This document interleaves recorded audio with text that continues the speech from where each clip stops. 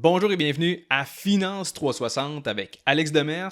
Aujourd'hui, un autre épisode dans la série Entrepreneur et ça se peut que l'épisode soit un peu plus long que d'habitude parce que je veux élaborer sur le pourquoi le travailleur moyen, le salarié s'est rendu de plus en plus difficile financièrement et qu'il y a vraiment un écart entre la classe moyenne et les plus fortunés et que cet écart-là grandit. Je vais expliquer le pourquoi derrière ça et je veux parler de pourquoi cette approche-là traditionnelle de se trouver une job, de rester là pendant des années avec des avantages sociaux, un fonds de pension, pourquoi maintenant ça ne fonctionne plus autant que pour vos parents ou pour vos grands-parents.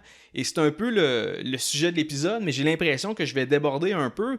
Et je ne veux pas non plus vous parler seulement des points négatifs puis d'être seulement pessimiste. Je veux aussi arriver avec des pistes de solutions puis des manières, en fait, de venir changer votre situation financière. Il y a d'autres façons de générer de l'argent que d'être un employé. Et encore là, ça ne veut pas dire que tous les employés ne sont pas bien rémunérés. Ça ne veut pas dire non plus que vous devez absolument quitter votre emploi, dans le sens que si vous êtes bien là, si votre revenu vous convient, vous êtes satisfait par vos conditions de travail, etc., il n'y a aucune raison de quitter votre job pour ça. Par contre, je pense qu'il y a beaucoup de personnes que présentement, l'étau se resserre sur leurs finances et en gardant la même routine, en gardant le même travail, finalement, ils s'en vont tranquillement, pas vite, dans le dallo. Donc, il faut réagir, il ne faut pas se mettre la tête dans le sable, il ne faut pas attendre qu'il arrive un miracle.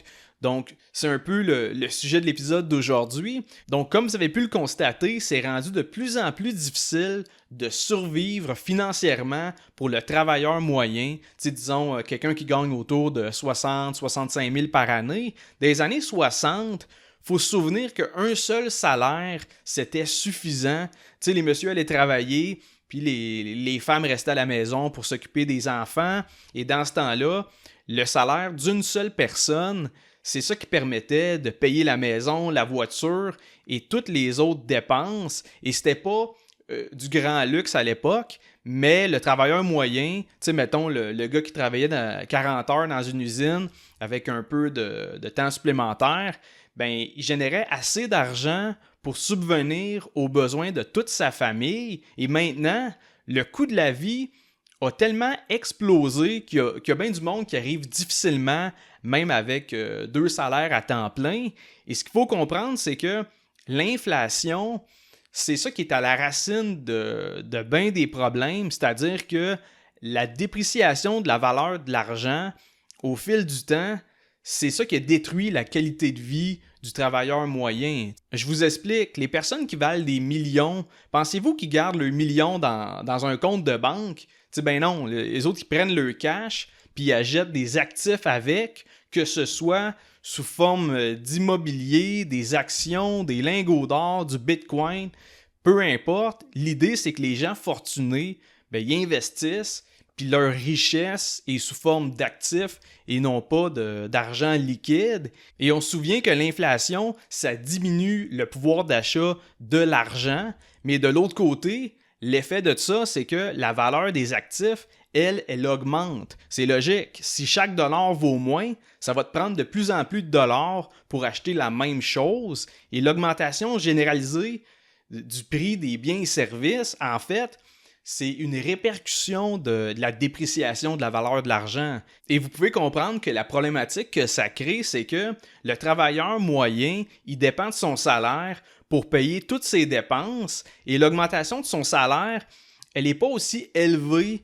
que l'augmentation des prix de tout ce qu'il consomme. Donc, au fil du temps, son pouvoir d'achat diminue et donc il peut acheter de moins en moins de choses avec son salaire. Par exemple, si le prix des biens et services a augmenté de 7% en 2 ans et que lui, de son côté, il y a eu une augmentation salariale de 4% sur la même période, ben même si sa paye est plus grosse, il est quand même appauvri en termes de pouvoir d'achat. Tandis que de l'autre côté, une compagnie qui vend des produits ou des services, ben elle peut monter ses prix pour suivre l'augmentation du coût de ses matières premières, du coût de la main-d'œuvre, du coût de tous les frais, en fait. Autrement dit, la compagnie, elle peut ajuster ses tarifs en fonction de la hausse du coût de la vie. Je donne un exemple concret. En 2020, je vendais ma formation d'initiation trading à 100$. Aujourd'hui, je la vends à 125$. Donc ça représente une augmentation d'environ,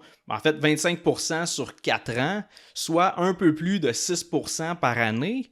Par contre, si on ajuste ça avec le taux d'inflation de 2020 à 2024, qui est environ de 4% par année, ça donne une hausse réelle de 2,25% par année. Et ce qui est plate là-dedans, c'est que, comme je vous dis, les entreprises, ils peuvent jouer avec le prix de leurs produits ou de leurs services, tandis que l'employé, il n'a pas autant de contrôle sur sa paye. Et c'est un peu ça qui fait en sorte que le travailleur moyen est condamné à subir l'inflation. Et l'autre conclusion qu'on peut en tirer, c'est que ce sont les plus riches qui possèdent la majorité des actifs. Conséquemment, les riches bénéficient de l'inflation parce que ça prend de plus en plus d'argent pour acheter ces mêmes actifs-là. Donc, concrètement, les actifs, ils prennent de la valeur. Juste à regarder l'évolution des prix des actions cotées en bourse ou des maisons sur une période de 30-40 ans, vous allez constater que la richesse de ceux qui possèdent les actifs elle a monté de façon exponentielle. Et c'est malheureux, mais l'inflation fait en sorte que plus le temps passe, plus les riches s'enrichissent et plus les pauvres s'appauvrissent. Et ça fait aussi en sorte que c'est de plus en plus difficile pour le travailleur moyen de sortir de la misère parce que son pouvoir d'achat diminue. Donc à ce moment-là, son salaire ne lui permet plus d'acheter autant de choses qu'avant et son budget devient de plus en plus serré. Donc, il y a de moins en moins la capacité de mettre de l'argent de côté. T'sais, même en coupant sur ses dépenses puis en réduisant sa qualité de vie, ça devient plus ardu pour le travailleur moyen d'accumuler de l'épargne et de la faire fructifier. La personne célibataire qui travaille à temps plein à 25$ de l'heure, après avoir payé son loyer, son cellulaire, ses assurances, son paiement de char, son épicerie, etc., il ne reste pas une scène à la fin du mois pour investir et bâtir son patrimoine. T'sais, au final, c'est ce qu'on appelle l'esclavage des temps modernes parce que c'est de travailler et gagner juste assez d'argent pour payer ses dépenses essentielles, mais sans jamais accumuler de la richesse au fil du temps. Et c'est encore pire si on regarde toutes les personnes qui font moins de 40 000 par année ou les personnes qui ont perdu leur emploi et qui ne sont pas en mesure de trouver une autre job. T'sais, dans leur cas, leur situation devient rapidement catastrophique. Et on peut déjà constater que les difficultés financières, ça amène une remontée de la criminalité. Quand tu essaies de gagner ta vie comme un bon citoyen, puis que ça n'a pas fonctionné, puis que là, tu as de la misère à te nourrir puis à te loger, ça pousse les plus démunis à chercher d'autres façons de s'en sortir. Donc, ça peut être dans l'illégalité. Et c'est pour ça qu'on constate une hausse du nombre de vols, de cas de fraude, de vente de drogue, et même chose du côté des incendies criminels ou des crimes violents. Quand les besoins de base sont compromis, il n'y a plus d'ordre et de sécurité au sein de la société. C'est juste à regarder les données par rapport au Grand Montréal qui abrite la majorité des Québécois en situation de pauvreté. Selon le rapport 2023 du SPVM, Montréal affiche un taux de criminalité qui est en hausse de 11,5% par rapport à 2022. Et honnêtement, avec l'environnement économique dans lequel on se dirige, je ne m'attends pas à ce que ça s'améliore en 2024, 2025, 2026 non plus. Et pour revenir sur la réalité d'avant versus maintenant, dites-vous que si vous êtes dans la trentaine comme moi, vos parents ont vu vos grands-parents travailler dans les années 60, 70. Donc nécessairement, ça a forgé la perception de vos parents vis-à-vis l'argent et le travail parce que c'est ça qu'ils ont connu durant leur enfance, leur adolescence, puis même leur vie de jeune adulte. Donc quand ils ont vu leur père travailler 40 heures semaine à la même place toute sa vie, puis qu'ils ont vu que ça leur avait permis d'avoir les moyens d'avoir une maison, une voiture, puis tout le reste, leur conclusion, ça a été que ça devait être la meilleure façon de gagner sa vie et de subvenir aux besoins de sa famille. Et c'est pour ça que pour la grande majorité, c'est le parcours que vos parents ont choisi pour eux-mêmes et c'est également ça qui nous ont enseigné. Tu sais, si votre père ou votre mère ont pas loin de 60 ans aujourd'hui, je suis pas mal sûr que quand vous étiez plus jeune, ben, il vous disait que l'important c'était d'avoir des bonnes notes, d'avoir un diplôme, puis de se trouver un emploi stable avec des avantages sociaux puis un fonds de pension. Et logiquement, ce sont tes parents, ce sont des figures d'autorité, donc tu les as écoutés, tu as contracté des prêts étudiants, tu es allé à l'université, puis aujourd'hui, tu as peut-être un emploi avec des congés maladie puis des assurances dentaires, tu gagnes autour de 75-80 000 par année, et pourtant, toi et ta blonde, vous n'avez pas les moyens de vous acheter un bungalow dans le fin fond de la campagne. Visiblement, il y a quelque chose qui cloche là-dedans. Comment ça se fait que ton grand-père qui travaillait dans une usine pendant que ta grand-mère restait à la maison, comment ça se fait qu'il a réussi à s'acheter une maison, puis que toi, t'es pogné dans un 4,5 à 1500$ par mois? Comme je vous dis, pour comprendre la nouvelle réalité des premiers acheteurs, il faut comparer les salaires et le prix des maisons dans les années 1960. Dans ce temps-là, le salaire annuel moyen au Québec, ça tournait autour de 3 200 par année et le prix d'une maison, ça se situait dans les environs de 10 000 $. Grosso modo, le prix d'une maison, ça représentait à peu près 3 fois le revenu annuel moyen. En 2024, le prix médian d'une propriété au Québec, c'est estimé à 450 000, tandis que le salaire annuel moyen, il a monté à 65 000 par année. Ce qui veut dire que maintenant, le prix d'une maison s'est rendu 7 fois le revenu moyen au Québec. Et ce qu'on peut en conclure, c'est que la hausse des salaires, ça n'a pas suivi l'augmentation du prix des maisons. D'ailleurs, ça n'a pas suivi le prix de grand-chose. Et c'est ce qui fait qu'aujourd'hui, un couple de la classe moyenne qui travaille les deux à temps plein, ça peut même pas se permettre d'acheter un petit plein-pied mal isolé qui a été construit en 1970 puis qui a une toiture à changer. Et ce qui fait ça, c'est vraiment l'écart au niveau de la croissance des salaires versus la croissance des prix des maisons au Canada en général. Mais bref, je suis convaincu que je suis pas le seul à voir ça. Il y a bien des gens qui ont remarqué qu'il y a une fuite dans la chaloupe puis que l'eau commence à rentrer. Mais pourtant, moi, ce qui me fait capoter, c'est que j'ai l'impression que le monde continue de vivre leur vie, qu'ils s'en font pas trop avec ça. Et c'est un peu illogique parce que la seule finalité possible, c'est que le bateau va finir par couler. Tu sais, ça c'est une évidence. Bon, ben là, à ce moment-là, on fait quoi? Tu sais, on n'attend pas de couler dans le fond de l'eau. On peut-tu commencer à chercher pour voir s'il n'y a pas des gilets de sauvetage? On peut-tu essayer de s'accoster quelque part?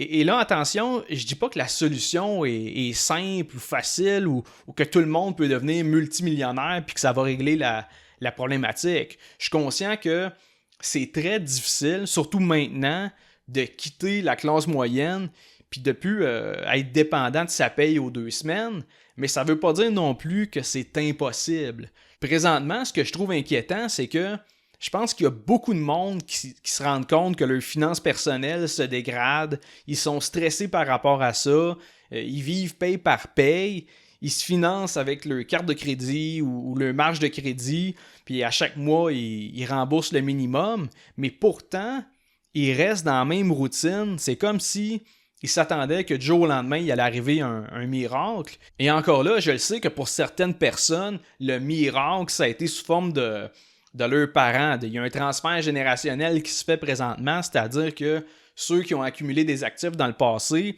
sont capables d'aider leurs enfants aujourd'hui. Donc, ça se peut que tes parents t'aient aidé financièrement, ça se peut qu'ils aient payé pour tes études, ou ça se peut qu'ils aient donné la mise de fonds pour ta maison, ou qu'ils soient co-signataires quelque part parce qu'il te fallait quelqu'un pour t'endosser. Mais encore là, de un, ça ne veut pas dire que ça vient d'éliminer tous tes problèmes financiers. Et de deux, faut que tu sois né aussi dans une famille qui peut se permettre de faire ça. Pour moi, c'était pas le cas. Il n'y a pas personne qui a financé mes études ou qui m'a prêté de l'argent nulle part dans le processus. Chaque dollar que j'ai aujourd'hui, je l'ai gagné par mes propres moyens. Et si vous êtes dans la même situation que moi, c'est triste, mais il n'y a pas personne qui va venir vous sauver Pas votre famille, pas vos amis et surtout pas le gouvernement. T'sais, peu importe qui va être élu, peu importe c'est qui le prochain premier ministre du Canada ou le président des États-Unis, ça va rien changer à votre situation financière. Les travailleurs à revenus modestes sont pas à un crédit d'impôt près de changer leur vie. Le gouvernement, il contrôle pas le prix de la viande à l'épicerie, il contrôle pas plus le prix des logements ou des maisons. En fait, historiquement, plus le gouvernement intervient dans l'économie avec des nouvelles lois ou des nouvelles réglementations, plus ça cause d'autres problématiques. À mon avis, le gouvernement, il nous voit un peu comme des tatas, dans le sens qu'il s'insinue un peu partout dans notre vie. T'sais, il s'immisce dans nos finances personnelles, par exemple. Il pense qu'on est trop niaiseux pour mettre de l'argent de côté pour nos vieux jours. Fait que ils prennent des cotisations directes sur vos salaires. T'sais, quand tu reçois ta paye nette, ben, tu as déjà cotisé au régime des rentes du Québec. T'sais, même si tu voudrais pas, ben, tu n'as pas le choix, c'est des cotisations obligatoires. Même chose pour le RQAP, puis même chose pour ton impôt qui est prélevé à la source. Même de mon côté, si je décide de me verser un salaire à partir de ma compagnie, ben, il faut que je cotise au régime des rentes du Québec, même si j'ai assez de placements pour ne plus avoir besoin de des rentes de 2000$ par mois rendues à ma retraite. En fait, laissez-moi donc le 7-8 000$ que je dois cotiser à chaque année, puis je vais m'occuper moi-même de le faire fructifier pour ma retraite. Malheureusement, comme vous le savez, ça marche pas de même. Donc, pour éviter le RRQ et le RQAP, ben de mon côté, je me verse la majorité de mon revenu sous forme de dividendes. Au niveau de l'impôt, ça ne change pas grand-chose honnêtement, mais du moins, je suis capable d'éviter ces cotisations-là.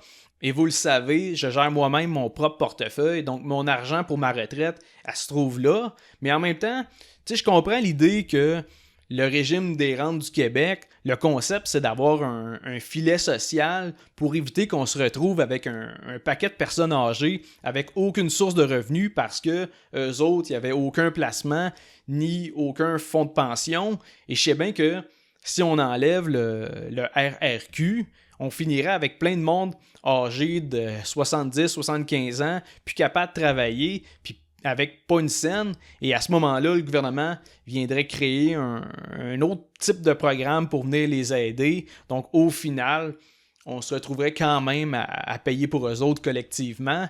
On s'en sort pas au Québec. On a fait le choix de mettre un filet social pour que les pauvres soient moins pauvres, pour soutenir les familles à faible revenu avec des allocations familiales et pour que tout le monde puisse attendre gratuitement à l'urgence. Et tout ça pour dire que pensez pas que les prochaines élections, c'est ça qui va régler vos problèmes financiers. Il y a juste toi qui peux s'arranger pour reprendre le contrôle de ta vie. Et pour moi, ça passe par les finances, c'est-à-dire principalement par l'augmentation significative de tes revenus. Si ça fait des années que tu essaies de t'en sortir en travaillant à ta job, tu es toujours à l'heure, tu n'as jamais manqué une journée de travail, tu fais ton budget, tu essaies de pas trop dépenser, tu magasines les rabais et pourtant, tu as toujours l'impression de ne pas être rendu où que tu voudrais être dans la vie.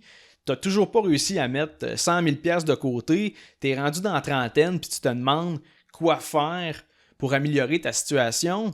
Mais écoute, ça fait 5-10 ans, peut-être plus, que tu essayes de la bonne vieille méthode de tes parents. D'après moi, ce serait peut-être le temps d'essayer autre chose pour changer de vie. Parce que tant qu'à moi, dans la vie, je vois 3 types de problèmes qu'on peut faire face. Premièrement, il y a les problèmes de santé. Deuxièmement, il y a les problèmes relationnels, les relations de couple, relations avec sa famille, les amis, tout ça. Et finalement, il y a les problèmes d'argent, dans le sens que tous les autres problèmes pourraient se retrouver dans un seul type, les problèmes financiers. Parce que pour tous les autres types de problèmes, je me suis rendu compte que finalement, ça se règle avec du cash. Dans le sens que souvent, la solution au problème, ça se termine par combien ça coûte. Donc c'est pour ça que selon moi, votre situation financière, ça devrait devenir votre priorité absolue parce que de un, à l'exception de ce qui a trait à la santé physique ou mentale ou aux problèmes de relations de couple, de famille, tout ça, ben tous les autres types de problèmes sont éliminés par l'argent. Et de deux, C'est pas parce que t'es pauvre que t'auras pas, en plus, des troubles de santé ou une rupture amoureuse ou whatever. Donc, si au moins tu peux t'occuper de tous les autres problèmes avec du cash, à un certain point, ça rend la vie plus facile. Tu sais, quand tu roules avec ton char puis que t'as un flat, puis que tu viens de scraper ta journée de travail, qu'il faut que tu payes pour le towing, puis que là, en plus, il faut que tu payes pour un nouveau pneu, et que juste un imprévu de même, ça te crée du stress, c'est clairement parce que ton budget il est précaire et que tu n'as définitivement pas assez d'argent de côté. Et ça, c'est pas tant une question d'être anxieux ou pas, c'est qu'en fait, il faut que tu te concentres sur tes finances, il faut que tu aies un fonds d'urgence, il faut que tu sois en mesure de tolérer des imprévus comme ça. Et ça m'amène à vous parler de comment. Et là, je veux que tout le monde comprenne bien que dans la vie, tu commences avec une valeur intrinsèque de 0. Je veux dire, tes parents, ils t'aiment, la même chose pour ta famille proche, mais le reste du monde, tu sais, ils en ont rien à foutre de toi, puis la société va définir, en fait, ta valeur en fonction de qu'est-ce que tu peux lui offrir. Si tes connaissances ou tes compétences n'ont pas une grande valeur à leurs yeux, tu vas finir par échanger ton temps pour 20-25$ de l'heure. Puis tu sais, chaque heure pour 20$ avant impôt, comment tu veux t'en sortir avec ce salaire-là quand un sous-marin 12 pouces chez Subway s'est rendu à peu près ça, 20$? Tu sais, au lieu d'haïr les riches puis de chialer que c'est injuste, à la place, changez votre mindset puis dites-vous, ben, le monde qui a de l'argent, je pourrais peut-être le vendre à eux autres. Donc, autrement dit, vendre aux riches, offrir une solution à des personnes qui sont fortunées. En faisant ça, ben vous avez de bonnes chances de le devenir vous-même. Parce que dites-vous que si vous demandez 1500$ à quelqu'un pour votre service, puis que cette personne-là a juste 2000$ à son nom, ben c'est dur de la convaincre parce que vous lui demandez de vous donner 75% de sa valeur nette. Pour lui, 1500$, c'est énorme. Donc c'est sûr que lui, il va s'attendre à ce que tu fasses mer et monde pour lui, puis il va picosser sur un paquet d'affaires.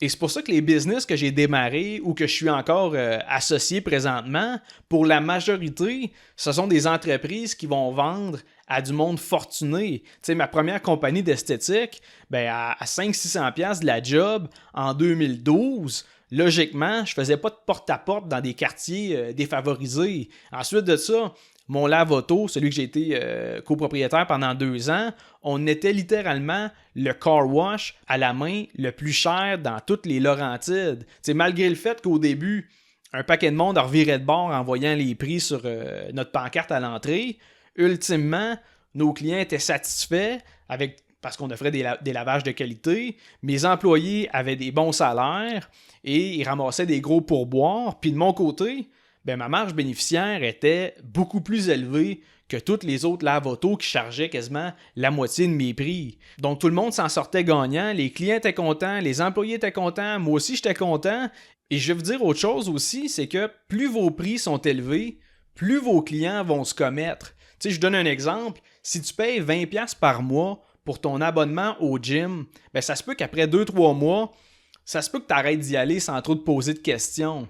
Mais si l'abonnement coûtait 200$ par mois, je vous garantis que la plupart du monde, ils feraient un peu plus d'efforts pour essayer de continuer d'y aller.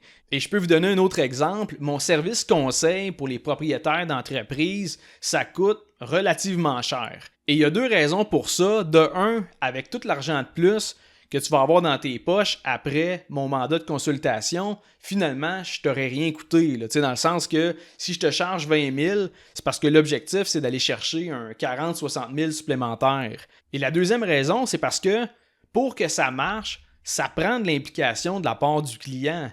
Si je chargeais 1000$, oui, il va collaborer, mais je ne serais pas comme dans le top de sa liste de priorités. À 20 000, je vous garantis qu'il va se commettre, puis qu'il va s'assurer de tout faire pour que ça marche, puis qu'ultimement, il se retrouve avec un excellent retour sur investissement. Et un autre élément qui est fondamental pour générer plus de revenus de façon pas mal plus efficace que de simplement doubler ses heures de travail, en fait, c'est de se positionner dans une industrie qui a beaucoup d'argent qui se brasse. Tu sais, par exemple, au Québec, il y a le secteur de l'immobilier.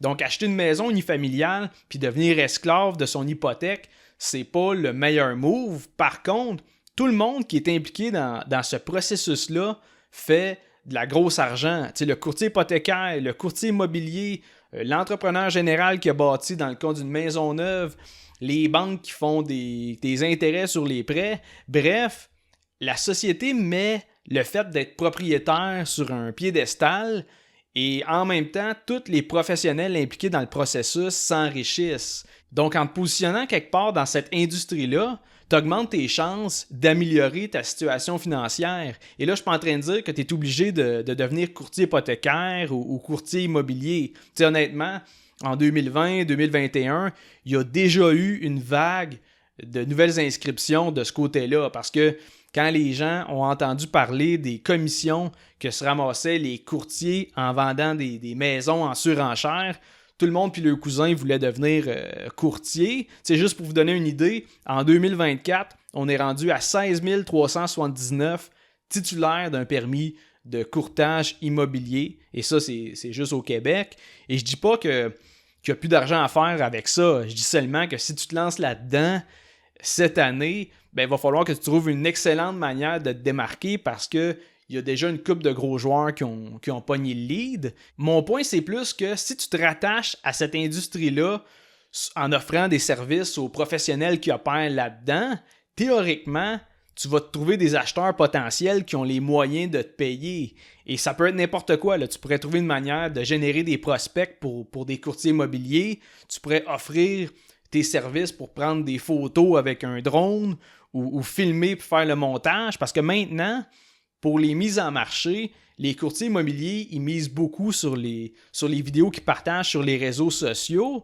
Et bref, tu regardes le monde qui sont dans cette industrie-là et tu te poses la question, qu'est-ce que je pourrais faire pour les aider? Et honnêtement, la formule est simple. Si tu offres de quoi qui a de la valeur et que ça leur permet de faire plus de cash, ils vont continuer à prendre tes services. Puis toi aussi, tu vas te retrouver à augmenter tes revenus. Dans tous les cas, l'idée, c'est de te positionner là où il y a de l'argent qui se brasse. Et si tu fais bien ta job, ben, tu vas ramasser ta part du gâteau. Et pour conclure l'épisode, la réalité économique d'aujourd'hui est marquée par une disparité croissante entre les revenus et le coût de la vie. La situation du travailleur moyen s'est détériorée, rendant difficile la satisfaction même des besoins de base et l'accumulation de richesses au fil du temps. Pour sortir de là, je pense que c'est rendu crucial d'aller chercher des opportunités au-delà d'un emploi standard rémunéré à l'heure. Et je pense que la pire chose à faire en ce moment, c'est d'attendre que ça passe. Tu sais, pour le travailleur moyen, l'histoire autour du pouvoir d'achat, c'est pas quelque chose qui va se rectifier. L'écart entre la classe moyenne et les riches va continuer de grandir. Et comme je vous dis, ça découle du fait que avec l'inflation vient jouer sur le pouvoir d'achat des travailleurs, des employés salariés, tandis que de l'autre côté, ceux qui détiennent la majorité des actifs, ben, ils bénéficient de la dépréciation de l'argent. Et sur ça, je termine l'épisode d'aujourd'hui. Je le sais que l'épisode a été un peu plus long que d'habitude, mais c'est un sujet que je tenais à élaborer davantage. Et si vous avez apprécié le contenu, je vous invite à laisser un 5 étoiles sur Spotify, à laisser un review sur Apple Podcasts ou à vous abonner sur ma chaîne YouTube. Et on se revoit mardi prochain pour un autre épisode de Finance 360.